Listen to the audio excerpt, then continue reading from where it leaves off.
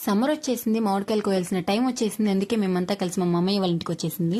మా హస్ని చెట్టెక్కించేసి పళ్ళు కోయించేశాను. అక్కడ జామ పళ్ళు పలకరించినా వాటిని పట్టించుకోలేదు. ఇంటికి వచ్చాక మా హస్ చాలా కష్టపడి మ్యాంగోస్ అన్ని కట్ చేశారు. అయ్యో, మీ హజ్ మీకు చాలా హెల్ప్ చేస్తారే అని అంటారేమో. దిష్టి పట్టకండే, చాలా రేర్ గానే హెల్ప్ చేస్తారు. మ్యాజిక్ చూస్తారా ఇప్పుడు? టడా!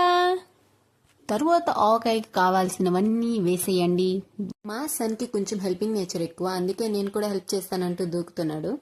అరే, పని చేయనవచ్చుగా, ఏంటి గారాబమా అని అంటారేమో. ఒకసారి వాడిని చూడండి ఎలా చూస్తున్నారు. వీడు నన్ను ఎప్పుడు వదులుతారో, నేను ఎప్పుడు ఇదంతా ధ్వంసం చేయాలో అన్నట్టు చూస్తున్నాడు.